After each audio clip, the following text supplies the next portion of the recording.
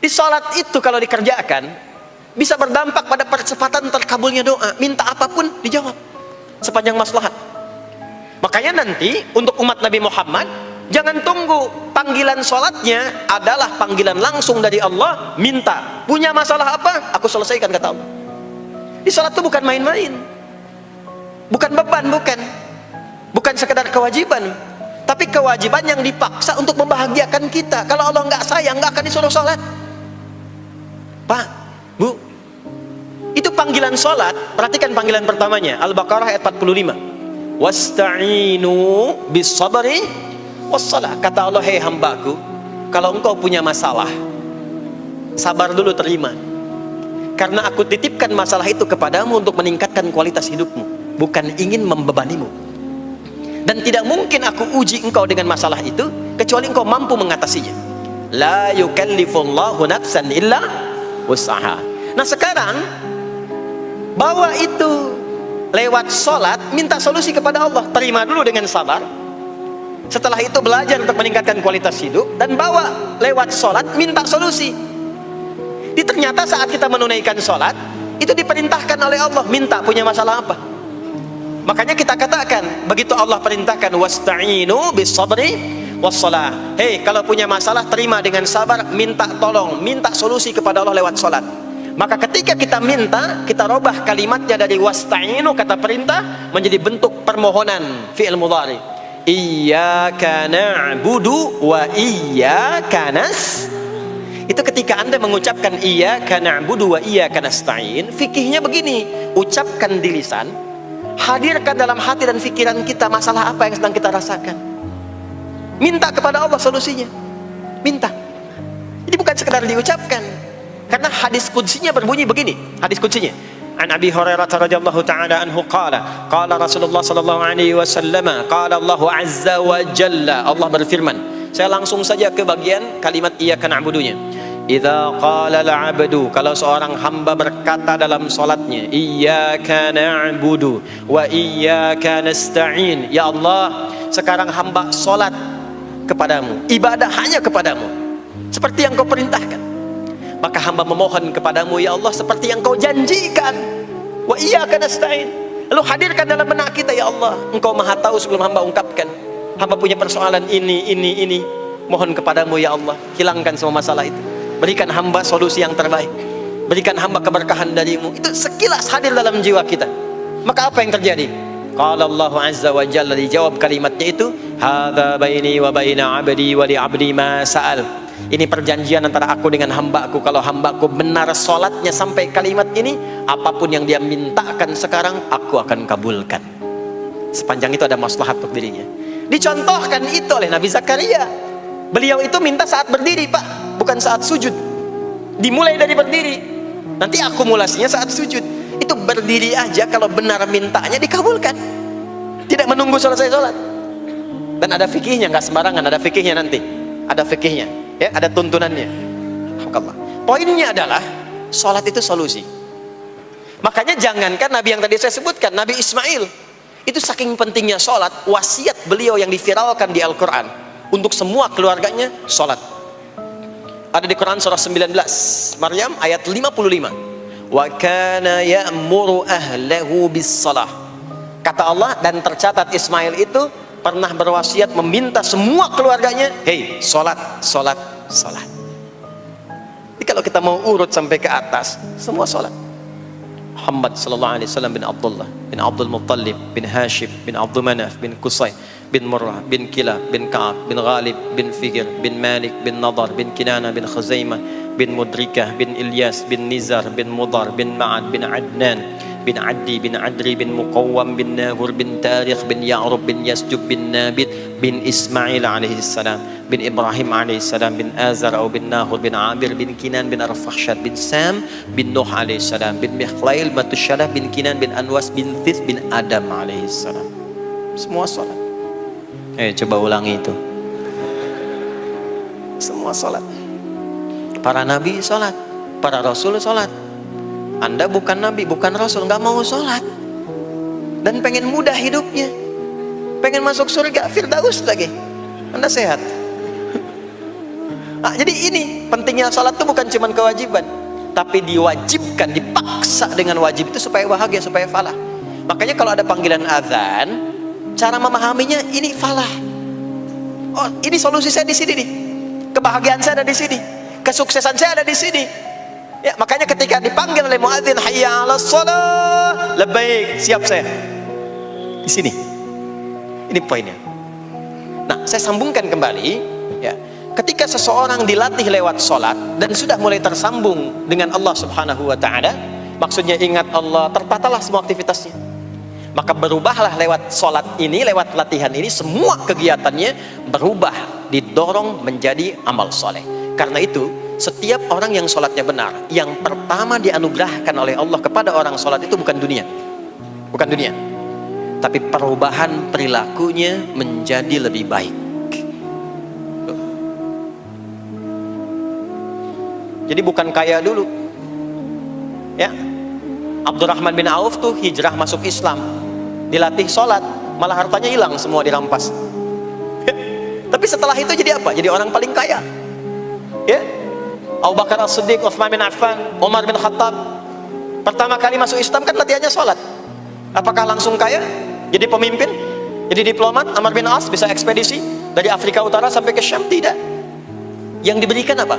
Perubahan perilaku dulu, dihilangkan sifat-sifat buruknya, dijaga dengan kemuliaan. Jadi dua sumber yang menjadikan manusia itu buruk dalam nafsunya itu ada dua. Di nafsu itu nanti punya dorongan untuk mengarahkan kepada yang buruk, namanya fujur. Lawannya nanti takwa. Lawannya takwa. Di Quran surah Asy-Syams surah 91 ayat 7 sampai 10, wa nafsi wa ma sawaha fa alhamaha fujuraha wa taqwaha. Nah, fujur itu nanti yang membisikkan, mengarahkan kepada hal-hal yang negatif. Itu yang ditunggangi oleh setan. Setan memberikan was-was itu ke nafsu, ke fujurnya. Alladzi yuwaswisu fi sudur innas. Di dalam sudur ada qalbu, di dalam qalbu ada nafas, di dalam nafas ada fujur. Fujur itu yang digoda. Maka keluarlah kemudian dua hal. Yang pertama ada yang disebut dengan fahsya. Fahsya itu dorongan dari syahwat untuk berbuat yang menyimpang. Pornografi, porno aksi, LGBT, kata-kata jorok itu fahsya. Nanti temannya adalah mungkar. Mungkar itu keburukan yang diingkari, ditolak oleh hati, sumbernya nafsu perut dan akal. Mencuri itu mungkar, merampok itu mungkar, korupsi, membunuh, menipu itu mungkar. Jadi sumber keburukan itu cuma dua. Kalau bukan fahsya itu mungkar.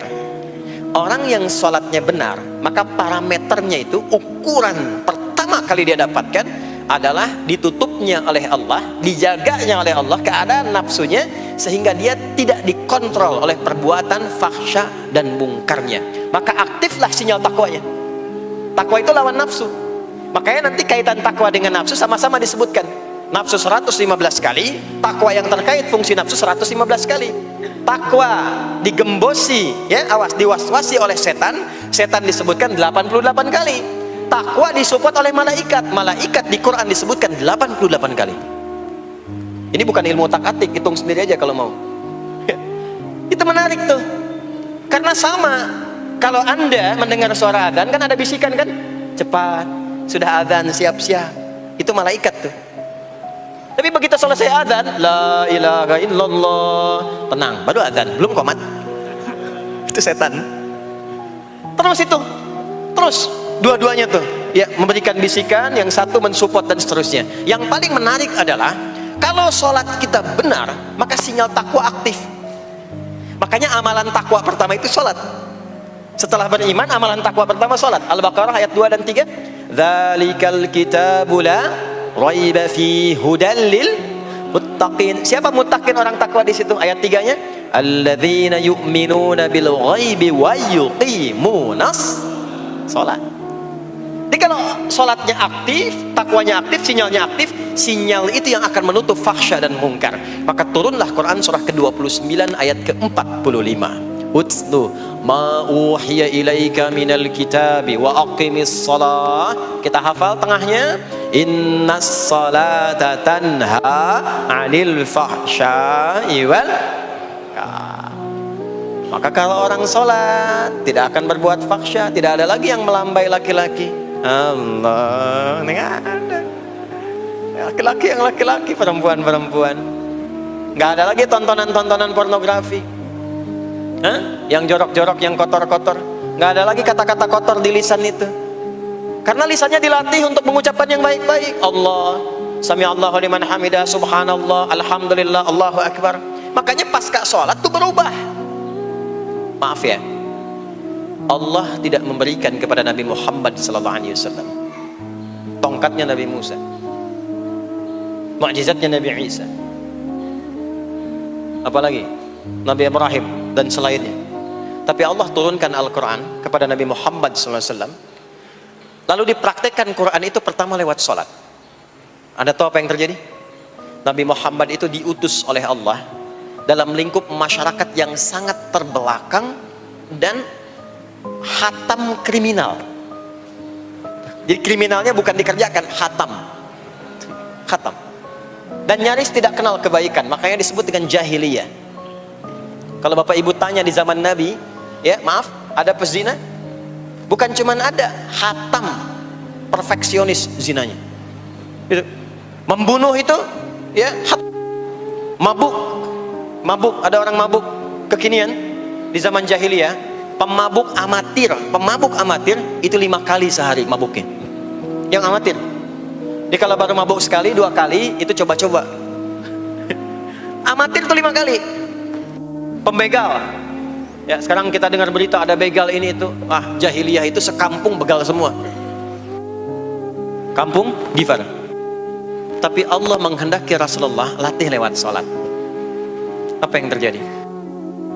Berubah jahiliyah itu, berubah menjadi khairu ummah, umat terbaik yang paling teladan, yang menginspirasi, yang pernah berkehidupan di bumi. Sampai persaksiannya dari Allah langsung, turun Quran surah ketiga Ali Imran ayat 110.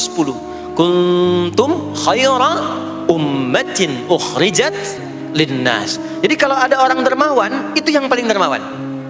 Kalau ada orang sabar, itu yang paling sabar. Kalau ada pasar yang paling ideal, itu yang paling bagus. Berubah itu. Ya. Kenal Abu Dzar Al-Ghifari? Ayo kenal. Enggak. Abu Dzar Al-Ghifari itu nama aslinya Jundub bin Junadah. Di antara pemimpin begal di zamannya. Dari kota Ghifar. Ghifar itu kampung begal asalnya. Ya, hamukumullah. Masuk Islam. Datang ke Mekah. Bertemu dengan Rasulullah. Begitu masuk Islam, kata Jundub bin Junadah, ya Rasulullah, ausini au kama qala, berikan saya nasihat. Kata Nabi, pulang sekarang. Kata beliau, enggak, saya mau umumkan keislaman saya depan Ka'bah. Kata Nabi, jangan lakukan. Sekarang orang masih belum tahu tentang Islam, nanti marah kamu dipukuli. Kata beliau, ya Rasulullah, saya ini membegal terang-terangan, masa bersyahadat sembunyi-sembunyi? Maka keluar ke depan Ka'bah, dia katakan, ya ma'asyara Quraisyin, hai semua orang Quraisy. Datang orang, ushidu bi annahu la ilaha illallah wa anna Muhammadar Rasulullah. Aku bersaksi, syahadat la ilaha illallah Muhammadar Rasulullah. Kalian mau apa? Dipukulin sampai pingsan. Sampai ketika akan diteruskan, ada riwayat mengatakan datang Sayyidina Ali bin Abi Thalib, ada yang mengatakan Sayyidina Hamzah, ya, bin Abdul Muttalib radhiyallahu ta'ala anhuma jami'an. Datang menyampaikan, jangan teruskan. Kalau ini meninggal, ini wafat, kita akan celaka karena kafilah kita akan lewat desa Ghifar. Kalau lewat Ghifar gak akan berhasil niaga kita, katanya. Ya, karena akan dihabisi semua ini orang Ghifar. Maka dibiarkan pergi, pulang. Tahu apa yang terjadi? Begitu Nabi hijrah ke Madinah, dikagetkan dengan suara kaki yang berdecak kencang, bang bung bang bung bang bung. Ternyata ada berita gembira, sekampung begal Ghifar itu masuk Islam semuanya, berubah jadi baik.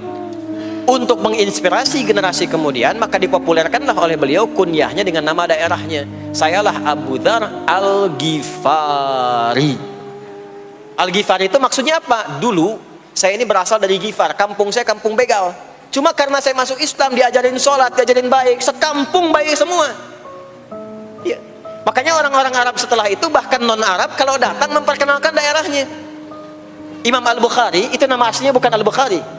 Nama aslinya Muhammad, punya bapak namanya Ismail, punya kakek namanya Ibrahim, kakek buyutnya Al-Bughirah, yang buyutnya Al-Bardizbah, tinggal di kecamatan Ju'fah, Kabupaten Bukhara, Provinsi Khorasan, sekarang negaranya Uzbekistan. Karena berasal dari Bukhara, datanglah beliau kemudian ke Arab, sekarang ke Jazirah, ke Mekah, ke Madinah, memperkenalkan, saya bukan orang Arab, saya dari Bukhara. Rumusnya tambah alif lam di depannya, ujungnya tutup dengan i. Al-Bukhari, saya dari Bukhara. Diperkenalkan, maksudnya apa? Islam sudah masuk ke tempat saya, orang-orangnya sudah baik, orang-orangnya sudah khusyuk. Itu memperkenalkan. Orang tua kita Syekh Yasin dari Padang, maka diperkenalkan Syekh Yasin Al-Padangi. Syekh Ahmad Khatib dari Minangkabau, Syekh Ahmad Khatib Al-Minangkabawi. Syekh Abdul Somad dari Palembang, Syekh Abdul Somad Al-Palembangi. Syekh Nawawi dari Banten, Syekh Nawawi Al-Bantani. Nanti ada Pak Ghafur dari Pondok Indah, ya, Masjid Raya Pondok Indah, datang ke Mekah umrah haji. Ana Ghafur Al-Masjid Raya Al-Pondok Indahi gitu. Itulah salat. Salat. Jadi salat itu merubah keadaan kita lebih baik. Itulah sebabnya kenapa 5 waktu. Karena Allah inginkan di setiap waktu kita jadi orang baik. Di setiap waktu kita bahagia. Setiap waktu selesai persoalan. Datang masalah subuh, ya, antara subuh ke zuhur kan ada masalah tuh. Gak mungkin ada orang dari subuh ke zuhur gak punya masalah tuh, gak mungkin. Tuh wajahnya udah kelihatan tuh. Ya, makanya kita datang, ya, menghadap kepada Allah, minta diselesaikan, minta diberikan taufik, sujud kita. Diberikanlah solusi. Zuhur ke asar ada masalah, datang saat asar. Asar ke maghrib punya masalah, datang. Makanya semua ulama dulu seperti itu. Al-Bukhari itu menuliskan kitab sahihnya itu 16 tahun. Setiap satu hadis akan ditulis, salat dulu. Salat dulu. Begitu tenang, nyaman, baru tuliskan. 16 tahun. Itulah salat. Nah, dari sekian waktu yang 5 kali itu, ada waktu yang spesial. Waktu spesial inilah yang ingin saya bahas, yang tadi disampaikan dalam pengantar sambutan. Jadi ini inti yang mau saya katakan. Ini barusan muqaddimah tuh. Barusan muqaddimah. Baik. Kan kita salat berapa kali sehari? Kita hitung. 1, subuh. 2, zuhur. 3, keempat, yang kelima, isya. Berapa jumlah rakaatnya? 17. Baik ya. Itu nomor telepon untuk koneksinya. Koneksi kita dengan Allah nomornya catat ya, 24434. Ya, kalau ditanya berapa nomor koneksi dengan Allah? 24434. Subuh 2, zuhur 4, asar 4, maghrib 3, isya 4. 5 waktu kan? Baik. Di 5 waktu ini kita dijaga, diinginkan menjadi hamba yang baik, bahagia, nggak lekat dengan masalah, tuntas semua. Saking sayangnya Allah sama kita. Kalau nggak sayang nggak disuruh sholat. Itulah sebabnya ketika diperintahkan menunaikan waktu sholat, diberikanlah gambaran waktunya. Tapi yang jadi persoalan kita sekarang yang akan dibahas, di antara sekian waktu itu ada waktu-waktu yang spesial. Ada waktu-waktu yang spesial. Dari mulai subuh ke isya itu ada yang dispesialkan oleh Allah karena ada bonus berlipat di dalamnya. Waktu apakah itu? Mari kita bacakan dulu mulai dengan Quran surah kedua ayat 238. Paling kanan sebelah atas di mushaf standar. A'udzubillahi minasyaitonirrajim. Bismillahirrahmanirrahim. Mohon izin saya agak lambatkan sedikit ritmenya karena ini inti yang mau kita bahas. Tadi muqaddimah makanya saya percepat ya. Hafizu 'alas salawati was-salatil wusta wa qumu lillahi qanitin. Hafizu.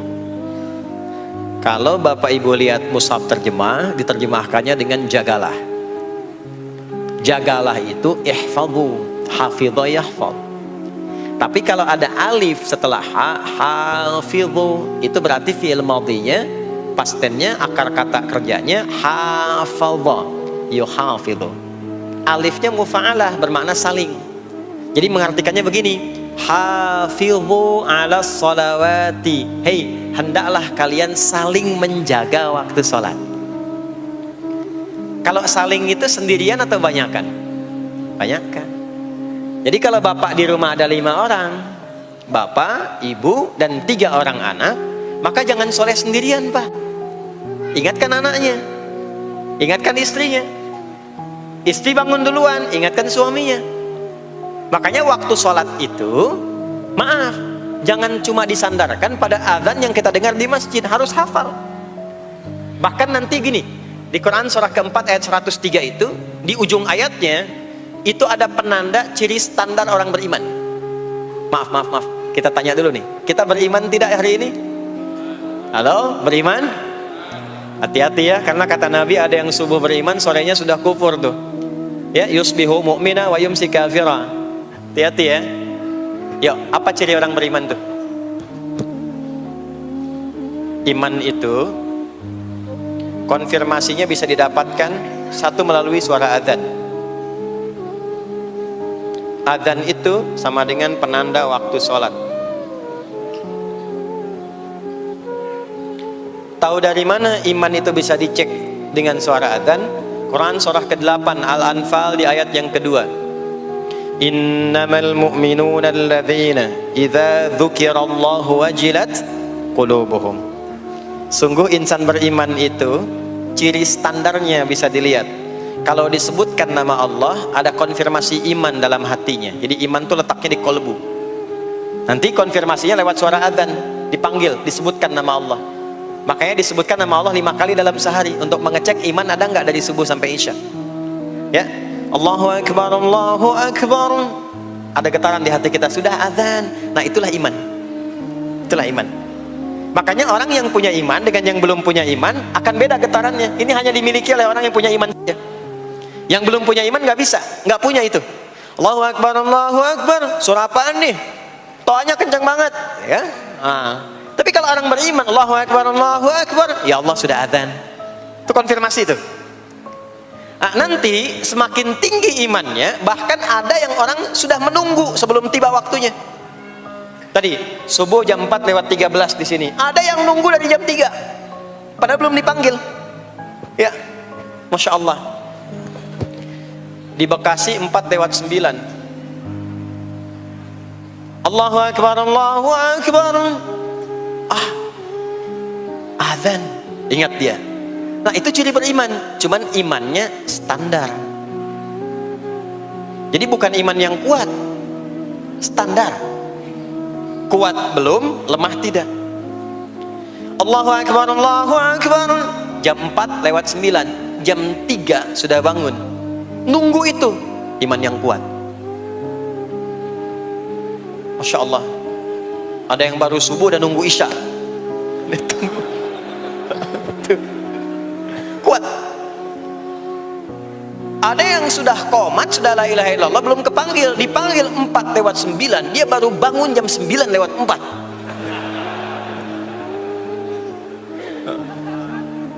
Tuh. Nah, ini iman lemah. Di bawah. Ciri standar, karena dipanggil ingat, maka ciri standar orang beriman itu tahu waktu sholat. Harus tahu, Pak, Bu. Itu standarnya. Itu ada di Quran surah keempat, di akhir ayat 103. Inna salata kanat 'alal mu'minina kitaban mawquta. Kalau pakai terjemah balaghah itu bunyinya begini, sungguh orang beriman itu pasti tahu waktu sholat. Nah, jadi kalau ditanya jam berapa zuhur nanti belum bisa kita jawab dengan sempurna, itu artinya apa?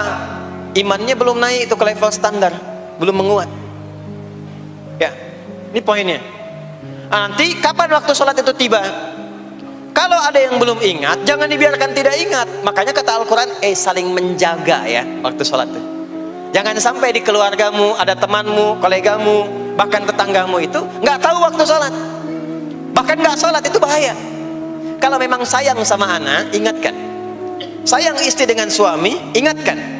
Tanda istri beriman yang cinta dengan suaminya, tanda pertamanya ketika mengingatkan suaminya pada semua hal yang disukai oleh Allah. Begitu sebaliknya. Maka kata Al-Quran, hafidhu, saling menjaga waktu sholat. Disebutkan di situ alas sholawat, bentuknya begini. Tulisannya alif, lam, waw, alif, ta maftuha begini. Alas, begini tulisannya. Karena nanti ada yang begini, ada yang begini. As-sholat, ada yang begini. Biar saja, nggak usah. Ada yang begini, ta marbutah. Seperti Al-Baqarah ayat 3, alladzina yu'minuna bil ghaibi wa yuqimunas shalah. Begini tulisannya. Ada yang begini. As-salat pakai alif ta gini. Tapi di Al-Baqarah ayat 238 tulisannya begini. Alas salawati, taknya terbuka. Secara singkat begini, secara singkat. Kalau tulisannya begini, maka yang dimaksud salat fardu. Yang dimaksud salat apa? Salat fardu. Salat fardu itu ada berapa? 5 waktu. Maka kata Allah, hei, saling jaga ya. Waktu salat yang fardu itu yang 5 waktu. Di antara yang 5 itu ada yang spesial. Was-salatil wusta, waktu yang pertengahan, tengah-tengah di antara 5 waktu itu. Yuk kita tuliskan dulu sebentar. Salat ada salat apa saja? Subuh, kemudian zuhur, kemudian asar, kemudian nggak cukup, ambil ke sini, maghrib, kemudian isya. Subuh, zuhur, asar, pindah sini, maghrib, isya. Lihat rumusnya. Jadi yang sholat pertengahan yang mana? Jangan lihat tulisannya itu ya, karena subuh di tengah-tengah disebutnya subuh ya. Sholat pertengahan yang mana? Asar apa subuh? Subuh apa asar? Apa dalilnya? Kita pakai dalil. Nah, sholat pertengahan itu disebutkan oleh Nabi itu ada 2. Ada subuh dan asar. Qala Rasulullah sallallahu alaihi wasallam yata'aqabuna fikum malaikatul laili wa malaikatun nahari fi salatil asri wa fi salatil fajri. Berebut semua malaikat yang bertugas di siang dan malam, berebut membersamai kita. Kalau berebut itu artinya kalau ada yang berdoa diaminkan, kalau ada yang mohon ampun diistighfarkan oleh malaikat. Jadi malaikatnya minta kepada Allah, ya Allah ampuni si fulan, ya Allah ampuni si fulan, ya Allah si fulan, dan seterusnya sampai selesai. Itu khusus di salat asar dan salat subuh. Sampai kemudian thumma yas'aduna ila sama, kemudian mereka para malaikat itu kembali bertugas masing-masing, lalu Allah mengonfirmasi kepada mereka untuk menunjukkan kebenaran tugas malaikat yang tidak bermaksiat. Allah Maha tahu tentang hambanya, Maha tahu. Tapi Allah ingin menunjukkan kepada kita apa yang benar dari lisan malaikat itu yang nggak pernah berdusta. Ya, maka Allah bertanya kepada malaikat, bagaimana keadaan hambaku ketika engkau tinggalkan? Maka disampaikan oleh malaikat itu, ya Allah, aku meninggalkan hambamu si fulan, dia sedang menunaikan ibadah, dia sedang sholat kepadamu, dan khusyuk berdoa, dan seterusnya. Maka apa jawabannya? Saksikanlah, ketika malaikat menyampaikan sedang ibadah, maka turun bonus dari Allah untuk mengampuni dosa si hamba itu. Itulah manfaatnya waktu pertengahan. Waktunya disebutkan di hadis ini asar dan subuh. Antara asar dan subuh itu masih ada yang unggul, ada yang istimewa lagi. Apa yang istimewa? Antara asar dan subuh yang istimewa terletak di subuhnya. Jadi dari 5 waktu ini, yang pertengahan asar dan subuh, karena amal di bawah ditunjukkan untuk mendapatkan penilaian langsung dari Allah seketika dan memberikan jawaban dari apa yang kita inginkan, asar dan subuh. Tapi dibandingkan asar dengan subuh, bila keduanya dibandingkan, dua-duanya mulia. Maka subuh punya kemuliaan yang tidak dimiliki oleh asar. Ya, makanya nanti asar bisa bertemu dengan zuhur, masih ada jama, masih ada qasar. Maghrib ketemu isya, masih ada jama, ada qasar. Ya, tapi subuh nggak bisa di jama, nggak bisa di qasar. Ya, makanya subuh letaknya jauh, ke isya jauh, ke zuhur jauh. Ya, saya mau jamaah. Ya, jama antara isya dengan subuh biar nanti bangunnya sekalian gitu, nggak bisa. Ya, maghrib masih bisa dijama dengan isya, isya dikosor dari 4 jadi 2. Maghrib nggak bisa dikosor karena 3 nggak mungkin jadi 1,5. Ya, zuhur udah 2, masa mau dikurangin lagi? Subuh udah 2, nggak mungkin dikurangi lagi. Maka dari itu subuh menyendiri sendiri. Nah, ada apa kemuliaan di subuh itu? Maka turunlah Quran surah ke-17 ayat 78 yang tadi saya bacakan di awal. Aqimis salata liduluki syamsi ila ghasaqil lail. Sampai sini zuhur sampai isya. Duluki syamsi, tergelincir matahari, itu zuhur. Sampai ghasaqil lail, tiba malam, itu isya. Lalu ditutup ujungnya wa qur'anal fajr. Khusus untuk subuh itu ditambahkan selain sholat ada bahasa Quran di Quran sendiri. Khusus untuk subuh redaksinya ditambahkan dengan Quran.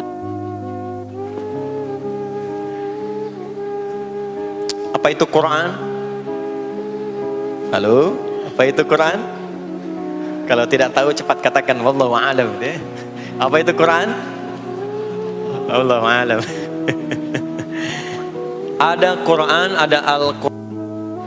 Ada Quran, ada Al-Quran. Kalau yang disebut Al-Quran itu mutlak firman Allah. Dari mulai Al-Fatihah sampai An-Nas. Ini yang terdapat di dalam mushaf ini, di 2 jilid ini. Ya, itu Al-Quran. Kalau disebutkan Quran tanpa alif lam, maka yang dimaksudkan bacaan secara umum. Apakah itu Al-Quran, doa, istighfar, semua bacaan itu Quran. Kemuliaan sholat subuh itu dimulai sejak waktu fajar, matahari mulai keluar sinarnya untuk membelah gelapnya malam, itu sinarnya disebut dengan fajar. Nanti subuhnya saya terangkan di akhir. Sinarnya dibelah, membelah kegelapan malam, fajar shadiq. Maka pada saat itu bukan hanya sholatnya yang punya keistimewaan seperti sholat asar tadi, tapi semua bacaannya langsung dijawab seketika oleh Allah Subhanahu wa ta'ala, dipersaksikan oleh seluruh malaikat dan dijawab langsung oleh Allah Subhanahu wa ta'ala. Jadi kalau Anda berdoa, maaf, doanya lebih cepat terkabul kalau dipanjatkan dengan cara yang benar dan khusyuk. Kalau Anda istighfar, langsung dijawab. Kalau kita baca Quran, pahala langsung dituliskan berlipat. Itulah kemuliaan waktu fajar.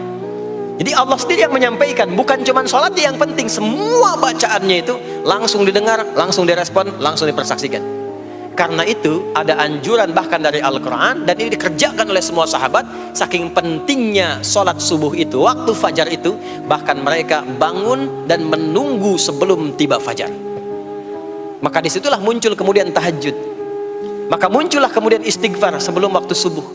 Ya, ada amalan. Ini saya mau kasih rahasia ya. Tapi tolong jaga, ini antara kita saja di sini. Ya, rahasia. Ada waktu sebelum subuh. Cuman 15 sampai 20 menit kurang lebih. Ingat ya. Kalau dikonversi sekitar 15 sampai 20 menit waktunya. Namanya waktu sahar. Sahar, jamaknya ashar. Jamak itu karena setiap hari oleh Allah dikasih itu. Sahar, jamaknya ashar. Rahasianya di mana? Bapak Ibu, ini waktu yang paling cepat untuk terkabulnya doa. Anda mau minta apa saja, hadisnya qudsi. Ibadi, kata Allah, hambaku, siapapun yang bermohon sekarang aku kabulkan, yang minta aku berikan. Wa man istaghfara liya ghafartu lah. Siapa yang minta ampunan, istighfar, aku ampuni dia sekarang juga. Baik, Bapak Ibu, begini saya tanya nih, kalau ditawarkan minta apa saja diberi, ya, terus minta ampun juga diampuni, pilih mana? Minta apa saja diberi, mau minta apa saja, atau mau minta ampunan istighfar, pilih mana? Jujur aja, kalau ada proyek nilainya 100 miliar, ya, ada utang 1 miliar belum ditutup, terus perlu minta apa saja diberikan, pilih mana? Minta 100 miliar potensi dikabulkan, atau minta diampuni dosa, pilih mana? Pilih salah satu, nggak usah dua-duanya. Oh, ada tawaran dikasih 100 miliar atau diampuni dosa, pilih mana? Ampuni dosa. Pelan banget ya. Kata ibu kalau bisa dua-duanya gitu.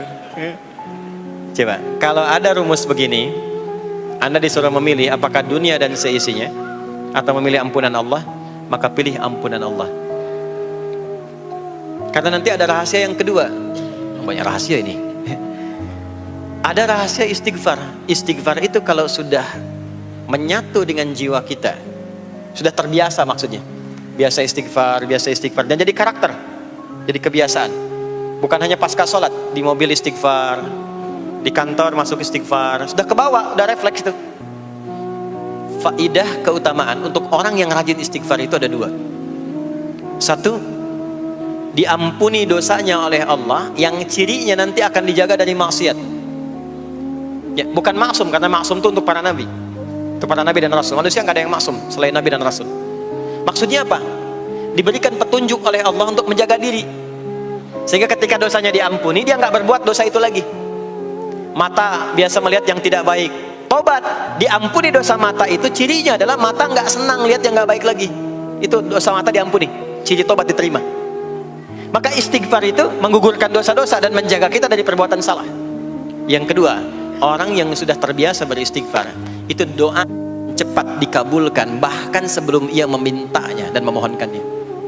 Di sebelum melafazkannya, itu bisa terjadi Allah sudah mengabulkannya. Itulah kemuliaan istighfar. Nah, orang-orang yang istighfar menunggu waktu datangnya fajar, itu mendapatkan kemuliaan langsung dari Allah, sampai dikatakan di Al-Quran, disebutkan sebagai orang-orang yang akan menghuni taman surga yang sekarang sedang beraktivitas di dunia. Itu ada di Quran surah ke-51 ayat 15 sampai 18. Yang istighfarnya di ayat 18. Ya, jaminan surganya ayat 15, 16, 17-nya tentang tahajud. Innal muttaqina fi jannatin wa 'uyun akhidhina ma atahum rabbuhum innahum kanu qabla dhalika muhsinin. 17-nya kanu qalilan minal laili ma yahja'un, bahkan nunggu waktu sahar, nunggu subuh, tahajud dulu. Kemudian 18-nya wabil ashari hum yastaghfirun. Istighfar. Sampailah tiba dia waktu fajar subuh. Ya. Itu selesai dia istighfar, dapat kesempatan subuh, sholat dulu 2 rakaat. Itu saking tingginya waktu itu, nilainya kata Nabi melebihi dunia dan seisinya. Melebihi dunia dan seisinya. Masya Allah. Makanya muncul kemudian sabda Nabi, raka'atul fajri khairum minad dunya wa ma fiha. 2 rakaat subuh ini daripada dunia dan seisinya. Itu asalnya di sini.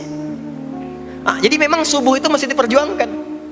Dan subuh itu generatornya, kalau subuh sudah bisa konsisten, yang lainnya ikut. Subuh itu kalau sudah konsisten, subuh ke masjid jamaah, subuh jamaah, bangun tahajud, istiqamah, istighfar. Itu kalau subuhnya sudah bagus, yang lainnya ikut. Ya. Makanya ada kaum yang sekarang sangat khawatir jumlah orang Islam kalau sholat subuh itu seperti sholat Jumat. Sangat takut itu. Ya, ada ini viral kisahnya, viral. Saya nggak ceritakan pun Anda bisa dengar. Ya, jadi ada golongan orang Yahudi yang selalu mengamati jamaah sholat subuh umat Islam, dan dia melihat, ya, ketika mulai ramai, dia mulai katakan, kenapa Anda selalu mengamati itu? Ya, sebab kami lihat kalau jumlah jamaah subuhnya sudah seperti sholat Jumat, itulah kemakmuran, kebangkitan dan kebaikan umat Islam akan tumbuh kembali. Jadi akan berpengaruh kepada yang lainnya. Itulah mudah-mudahan kegiatan perjuangan subuh, ya, ada pejuang subuh baik di Masjid Raya Pondok Indah, di masjid-masjid yang lainnya, memberikan keberkahan kepada kita, dan puncaknya adalah perubahan pada perilaku. Jadi kalau cuma berjuang datang subuh tapi tidak merubah perilaku, ada yang salah dengan itu semua. Ada yang tidak tepat, ada yang belum sempurna. Itu yang bisa kita sampaikan sebagai kajian pembuka kita di kesempatan kali ini. Mudah-mudahan ada manfaat yang bisa kita dapatkan. Kesimpulannya adalah salat adalah inti amalan kita yang bisa merubah alur kehidupan kita dunia dan akhirat. Salat kunci kebahagiaan, salat kunci kesuksesan, salat kunci datangnya rahmat Allah Subhanahu wa taala. 2, Allah meminta kita menunaikan salat 5 kali dalam sehari untuk memudahkan semua urusan kita di setiap waktu dalam sehari itu. Dan yang ketiga, di antara sekian 5 waktu itu ada waktu-waktu yang istimewa, yaitu asar, dan yang paling istimewa adalah subuh ataupun fajar. Mudah-mudahan kita bisa konsisten menunaikan dan menjaga waktu salat itu sampai kita pulang kepada Allah dalam keadaan husnul khatimah. Sementara itu yang disampaikan. Baik, mudah-mudahan ada keberkahan dari apa yang telah disampaikan. Pasti apa yang saya sampaikan pasti ada salah, pasti ada yang kurang tepat, pasti ada yang keliru disampaikan. Mohon diingatkan supaya saya koreksi, tinggalkan yang salahnya, ambil yang benar, yang baik, yang kira-kira bisa diamalkan.